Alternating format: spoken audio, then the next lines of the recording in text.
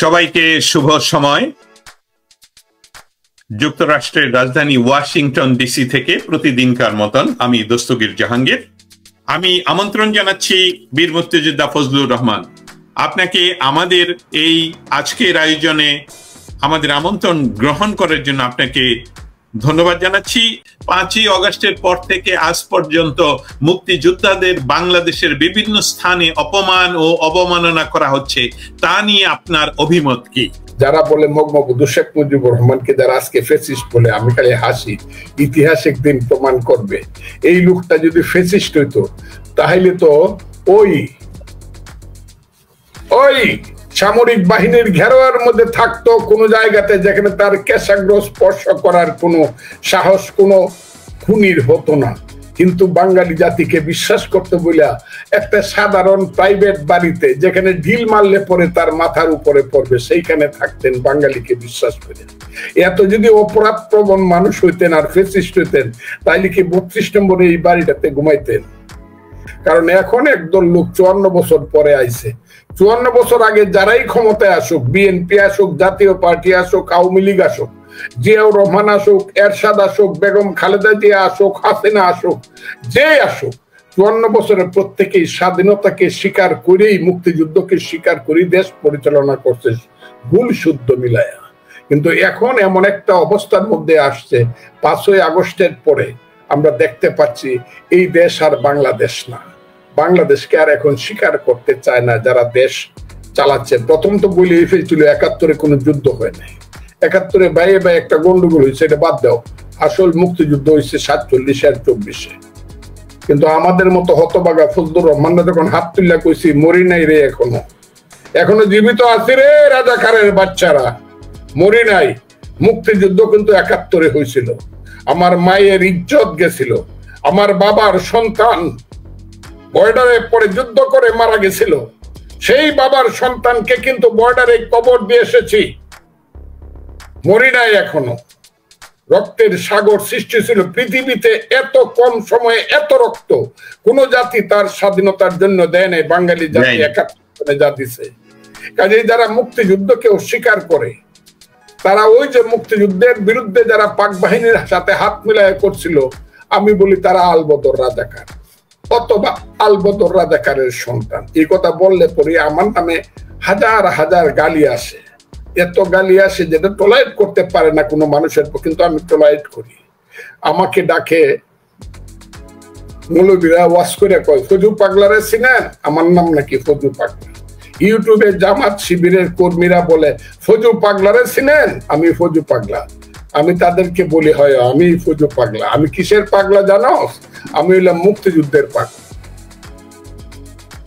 আমি হইলাম এই দেশের স্বাধীনতার পাগল, আমি হইলাম গণতন্ত্রের পাগল, আমি হইলাম মানুষের পেটের ভাত পরনের কাপড়ের জন্য পাগল, আমি হইলাম এদেশের ধর্ম নিরপেক্ষ শুনো হয়ে মানুষ ভাই সবার উপরে মানুষ সত্যতা তাহার উপরে। আমি সেই পাগল, আমি সেই পাগল, এবং সেই পাগল যতদিন বেঁচে থাকবো আর যাই করি মুক্তিযুদ্ধের সঙ্গে কোনো আপোষ করবো না। মুক্তিযুদ্ধের বিরুদ্ধে যারা বলে তাদের সঙ্গে কোনো আপোষ করবো না, যুদ্ধ চলতে থাকবে। 5ই আগস্টের পর থেকে আজ পর্যন্ত মুক্তিযোদ্ধাদের বাংলাদেশের বিভিন্ন স্থানে অপমান ও অবমাননা করা হচ্ছে, তা নিয়ে আপনার অভিমত কি?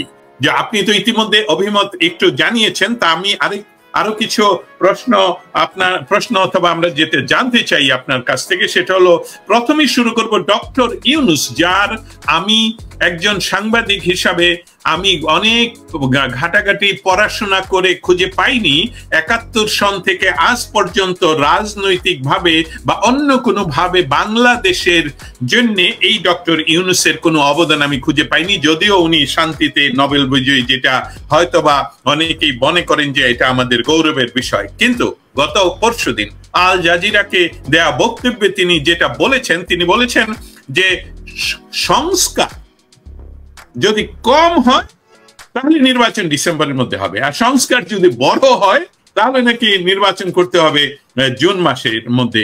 ইতিমধ্যে 8 মাস চলে গেল, নবম মাসে পড়ছে। সংস্কার সংস্কার সংস্কারের কথা যে বারবার বলা হচ্ছে, আসলে দৃশ্যমান কোনো সংস্কার হয়েছে কিনা আপনি আমাকে ক্ষমা করবেন, আমি আরো কয়েকটা কথা বলতে চাই। নির্বাচন হচ্ছে না নির্বাচন হচ্ছে না, বিদেশি ঋণ আসছে না বিদেশি ঋণ আসে নাই, বিনিয়োগ আসছে আসে নাই, কালো কানুন কালো আইন কি বাতিল হয়েছে না হয় নাই, আইন শৃঙ্খলার উন্নতি হয়েছে না হয় নাই, ডিজাস্টার হয়েছে, পুলিশ হত্যার বিচার কি হয়েছে হয় নাই, জেল ভেঙে পলানো অপরাধীদের ধরা হয়েছে ধরা হয় নাই, থানা জেল লুট করা অস্ত্র উদ্ধার হয়েছে হয় নাই। তাহলে আপনার কাছ থেকে আপনি আমাদের দেশকে স্বাধীন বাংলাদেশ রূপান্তর করার একজন সশস্ত্র এবং সশরীরের বীর মুক্তিযোদ্ধা, আপনার কাছে আমাদের সকলের কাছ থেকে যে এই ইলেকশনের যেহেতু কোনো সুনির্দিষ্ট রোডম্যাপ নেই, এই বর্তমান ইন্টারিম গভর্নমেন্টের যদি কোনো মৌলিক দায়িত্ব আসলেই থেকে থাকে, সেটা হওয়া উচিত নির্বাচনের মাধ্যমে আপনাদের কাছে জনগণের কাছে ক্ষমতা হস্তান্তর করা। তা এই সুনির্দিষ্ট রোডম্যাপ না থাকা কি এই সরকারের ক্ষমতা দীর্ঘায়িত করার প্রচেষ্টার ইঙ্গিত? প্লিজ। ওই যে আপনি যেমন আমেরিকাতে তার দুই একজন ইউটিউবার আছে, ফ্রান্সে প্যারিসে আছে, দূর থেকে যখন বলে কিসের ইলেকশন, কোন ইলেকশন এই দেশে হবে না, এটা হলো ছাত্র জনতার বিপ্লব হয়েছে, বিপ্লবের আবার ইলেকশন কি, এটা একটা বোঝা গেল। আবার উনি যে নতুন ছাত্রদেরকে বলছে তারাই তার কি তাদের নিয়োগকর্তারা যখন বলে কিসের ইলেকশন, হাসিনার বিচার না হওয়া পর্যন্ত, ফাঁসি না হওয়া পর্যন্ত কোন ইলেকশন নাই।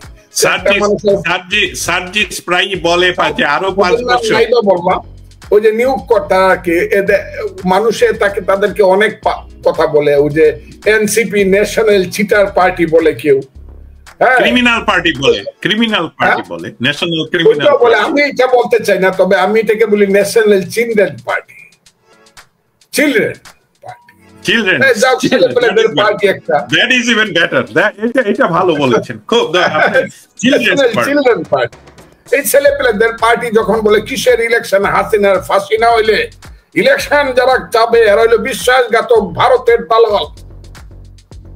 নিয়োগকর্তায় যখন কর্মচারীরা অর্ডার করব কিসের ইলেকশন, কিন্তু অর্ডার দিতে পারবেন না।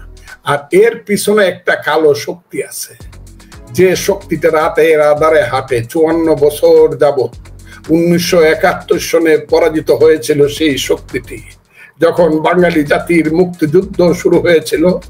1000 বছরের স্বপ্ন নিয়ে যখন বাঙালি জাতি মনে করেছিল যে আমার যে বাঙালি মায়ের 1000 বছরের কান্না, ছেলে ঘুমালো, পাড়া জোড়ালো, বর্গি এলো দেশে, বুলবুলিতে ধান খেয়েছে, খাজনা দিব কিসে, ধান ফোরালো, পান ফোরালো, খাজনার উপায় কি, আর কটা দিন সবুর কর রসুন বুনেছি। এই যে আমার মায়ের বোনের 1000 বছরের মুনাজাত মুসলমান মায়েরা নামাজ পড়ে বলতো, হে খোদা আমাদেরকে এমন এক অমৃতের সন্তান দাও যে সন্তান আমাদেরকে স্বাধীনতা দেবে। 1000 বছর ধরে বাংলার হিন্দু মায়েরা সন্ধ্যা বেলায় তুলসী তলায় গিয়ে ভগবানের কাছে প্রদীপ জ্বালিয়ে প্রার্থনা করত, হে ভগবান আমাদেরকে এমন অমৃতের সন্তান দাও যারা আমাদেরকে মুগ্ধসুদের হাত থেকে মুক্তি দেবে। সেই মায়ের বোনের অস্ত্র জল মুছিয়ে দেওয়ার জন্য যেদিন আমরা অস্ত্র ধরলাম বাঙালির ছেলেরা, দিনের পর দিন মাসের পর মাস আমার মতো ফজলুর রহমান মায়ের আদর বাবার বাহুবন্ধনকে উপেক্ষা করে যখন যুদ্ধে গেলাম, দিনের পর দিন মাসের পর মাস আষাঢ় শ্রাবণের বৃষ্টি ভরা রাতে অমানিসার অন্ধকারে বাংকার থেকে যখন যুদ্ধ করলাম, স্বপ্ন যখন দেখলাম দেশ স্বাধীন হবে, বাংলার পূর্ব আকাশে ঝলমল করে স্বাধীনতার রক্তিম সূর্য উঠবে, গণতন্ত্র হবে, মানুষের পেটের ভাত হবে, পরনের কাপড় হবে, স্বাস্থ্য হবে, চিকিৎসা হবে, শিক্ষা হবে, ধর্ম নিরপেক্ষতার মাধ্যমে এই দেশে মানুষ মানুষ হবে, আমরা সারা পৃথিবীব্যাপী মাথা উঁচু করে বাঙালি জাতি দাঁড়াতে পারবো। তখন বাঙালির যে অধম সন্তানেরা, বাঙালির যে পাপী সন্তানেরা বাংলার মুক্তিযুদ্ধের বিরুদ্ধে যুদ্ধ করেছিল আল বদর আল শামস রাজাকার হিসাবে, সেই সন্তানেরা তারা পরাজিত হয়েছিল। সেই পরাজয়ের গ্লানি 54 বছরে তারা ভুলতে পারে নাই। তাদেরই আজকের প্ররোচনায় আমি দেখতেছি, এই অন্ধকারের কালো শক্তির প্ররোচনায় নির্বাচন দীর্ঘায়িত হচ্ছে। বাংলাদেশ আজকে করিডোর দিতে বাধ্য হচ্ছে আরাকানকে। ওই আমার সেন্ট মার্টিন দ্বীপ, যে সেন্ট মার্টিন দ্বীপ আজ থেকে 54 বছর আগে পাকিস্তানের তখন আমেরিকার রাষ্ট্রদূত ছিল ফারল্যান্ড। সেই ফারল্যান্ডে সে 1970 সনের 23শে মার্চ তখনকার বাংলার সবচেয়ে বড় নেতা 169 সিট পেয়ে যিনি পাকিস্তানের প্রধানমন্ত্রী হওয়ার কথা ছিল, সেই ফারল্যান্ড এসে শেখ মুজিবকে বলল, শেখ মুজিব আপনি স্বাধীনতা পাবেন, একটা কথা আপনি রাখেন, আমেরিকাকে আপনি সেন্ট মার্টিন দ্বীপটা একটু দিয়ে দিবেন স্টিমার বেরানোর জন্য। সেই বাংলার নেতা শেখ মুজিব কইছিল, আমার দেশের আমার মৃত্যু না হওয়া পর্যন্ত 1 ইঞ্চি মাটি আমি কাউকে ছেড়ে দেব না। এখন আমি জানি না সেন্ট মার্টিন দ্বীপ আমার আছে কিনা। আমি জানলাম আমার আরাকানে যাওয়ার জন্য আমার বাংলাদেশের ভিতর দিয়ে করিডোর দেওয়া হচ্ছে। আমি আরো অনেক কিছু জানি যে কথাগুলো আস্তে আস্তে ধীরে ধীরে প্রতিষ্ঠিত হবে এবং মানুষ জানতে পারবে বর্তমান সরকারকে ক্ষমতা দীর্ঘায়িত করার জন্য বাংলাদেশের কত স্বার্থকে তারা কোথায় বিক্রি করে। আমি তাই আজকে মিয়ানমারের সাথে যে করিডোর দেওয়ার সিদ্ধান্ত এই অনির্বাচিত সাংবিধানিক সরকার যে গ্রহণ করলেন, আপনি যে কথাটা শুরু করলেন, এটা বাংলাদেশের সার্বভৌমত্বের জন্য হুমকি কি নয়? আমি তো বললাম রে ভাই, আমি তো বললাম ছেলে ঘুমালো, আবার কানতে হবে আপনাকে, মা বাপ আপনার ভবিষ্যৎ প্রজন্মকে, ছেলে ঘুমালো, পাড়া জোড়ালো, বর্গি এলো দেশে, আপনাকে আবার কানতে হবে। আমি তো বললাম কথাটা। আমি কত বলবো, একাকি এত কথা বলা যায়? কেউ কথা বলে না কেন? বাঙালি জাতির কেউ কথা বলে না কেন? কেন শেখ হাসিনা এমন একটা পরিবেশের সৃষ্টি করলো যে পরিবেশে লাখ লাখ কোটি কোটি আওয়ামী লীগাররা বুবার ভূমিকা অবতীর্ণ হয়েছে? বুবা, এরা বুবা, এদের মুখ সেলাই করা, শুধু যান বাঁচানোর জন্য ভীত হয়ে ঘরে বসে থাকবে আর বাইরে পালায় যাবে। হলো কেন? আর কে কথা বলে না তো? আমার দল বিএনপি কিছু কথা বললে পরে জামাত, স্বাধীনতা বিরোধী শক্তি তাদের উপরে ঝাঁপায়া পড়ে। এই মির্জা ফখরুল ইসলাম আলমগীর, মির্জা আব্বাস, আমাদের সেই চট্টগ্রামের নেতা আমির খসরু মাহমুদ চৌধুরী, রিজভী, শামসুদ্দিন দুদু, সবাই যখন কথা বলে ঝাঁপায়া পড়ে, তাদের তো একটা চিন্তারে, একটা বড় দলের চিন্তারে, তারা তো বিএনপির হয়ে কথা বলে। আর আমি বিএনপি করি কিন্তু কথা বলি মুক্তিযোদ্ধা হইয়া। কথাটা ডিফারেন্স আছে কিন্তু। কারণ আমি কেন মুক্তিযোদ্ধা হয়ে কথা বলি? আমি তো এতদিন সবসময় বিএনপির হয়েই কথা বলছি, মুক্তিযোদ্ধা হয়ে কথা বলি যখন জামাতে ইসলামের পত্রিকায় লেখা হয় যে 71 সনে যারা অস্ত্র হাতে যুদ্ধ করছিল বাংলাদেশের জন্য, তারা আল্লাহর কাছে মাপ চাও। এটা মুক্তিযুদ্ধ বলছিল। তখনই আমার মনে হয় রাজাকারের কাছে কি আমি হেরে যাব? আমার জীবন কি বৃথা চলে যাবে? আমার বাবার চোখের পানি কি বৃথা যাবে? আমার মায়ের ইজ্জত কি বৃথা চলে যাবে? আমার শিশুর কান্না কি বৃথা চলে যাবে? আমার ঘরে একজন আমার স্ত্রী আছে, তার আপন 2 ভাই মুক্তিযুদ্ধের শহীদ। আমার প্রতিদিন তাকে দেখলে পরে শহীদের গুণ মনে, 2 ভাই, আপন 2টা ভাই শহীদ মুক্তিযুদ্ধে। আমার শাশুড়ি মৃত্যুর আগে আমার বাসায় আসতো, সারাদিন শুধু কাঁদতো, আমার 2টা ছেলে গেল, তুই কেন ফিরে আসলো? সব বৃথা চলে যাবে কেন? ওই আজকের ছেলেদের 3 মাসে 300 কোটি টাকা বানানোর জন্য, সুন্দর সুন্দর শার্ট পাঞ্জাবি পরার জন্য, সাইড বর্ষার মুরাদ নাই 4 কোটি টাকার গাড়ি দৌড়ানোর জন্য আমার সবকিছু বিসর্জন দিতে হবে? যে ইউনূস সাহেব কোনোদিন মুক্তিযুদ্ধের নামে কথা বলে না, কোনোদিন মুক্তিযুদ্ধের আনঅফিসিয়ালি মুক্তিযুদ্ধের জন্য 54 বছরে একটি কথা বলে নাই, মুক্তিযুদ্ধের প্রতি যার কোনো ধরনের কমিটমেন্ট নাই, তারকে শুধু প্রধান উপদেষ্টা রাখার জন্য এবং তার ক্ষমতাকে দীর্ঘায়িত করার জন্য, এবং এখানে অনেক আছে তার মন্ত্রিসভায় রাজাকারের ছেলে এবং মেয়ে এবং রাজাকার, তাদের ক্ষমতাকে দীর্ঘায়িত করার জন্য আমি চুপ করে থাকবো, কোনো কথা বলবো না? এই দেশে অবশ্যই গণতন্ত্র আসতে হবে। আমি আপনাকে বলি,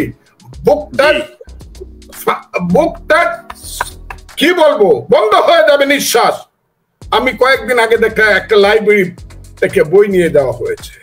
কার বই নিয়ে যাওয়া হয়েছে? রবীন্দ্রনাথ ঠাকুরের বই থাকতে পারবে না লাইব্রেরিতে, কাজী নজরুল ইসলামের বই থাকতে পারবে না। 2 লাখ টাকার বই ওই টাঙ্গাইলের দনবাড়ির একটা লাইব্রেরি থেকে নিয়ে যাওয়া হয়েছে। অকল্পনীয় ব্যাপার। এই অমানুষ নরাদম নরপশুর বাচ্চা এরা কারা? ওই একটা কথা তো বলে নাই, এখানে তো শিক্ষামন্ত্রী একজন আছে, কে শিক্ষামন্ত্রী কোন গায়ের বাছুর আমি তাকেও চিনি না, কিন্তু সে তো বললো না যে বই কারণ এসে তাদেরকে আগে লাইব্রেরি, যে রবীন্দ্রনাথ ঠাকুরের বই পড়তে পারবে না, কাজী নজরুলের বই পড়তে, এগুলো তো করতো 1960, 61, 62 আইয়ুব খানের আমলে এইসব কাজ হয়েছে। আইয়ুব খানের আমলে এইসবগুলো ছিল। এখন আইয়ুব খানের বাচ্চা কারা? যারা আইয়ুব খানের আইন করে। কি আইন করে আইয়ুব খানের আইন? দেখেন, ইউনিয়ন পরিষদ নির্বাচন, মেম্বার হবে আগে, পরে মেম্বারের বুটে চেয়ারম্যান। এই আইনটা করেছিল কে? বিডি মেম্বারের আইন। আইয়ুব খানের বুনিয়াদি গণতন্ত্রের কথা আমাদের মনে আছে। আইয়ুব খানের সন্তান, আইয়ুব খানকে এরা ফিরিয়ে আনতে চায়। আমি আপনাকে বলি এরা কি করতেছে। ওই যে কয়েকদিন আগে, 3 দিন আগে চাঁপাইনবাবগঞ্জে একজন মুক্তিযোদ্ধাকে হুমকি দিছে। কেন? সে বললো 71-এর কথা। একজন রাজাকারের বাচ্চা হুমকি দিছে, সরাসরি সভায় হুমকি দিয়েছে। ইয়েস,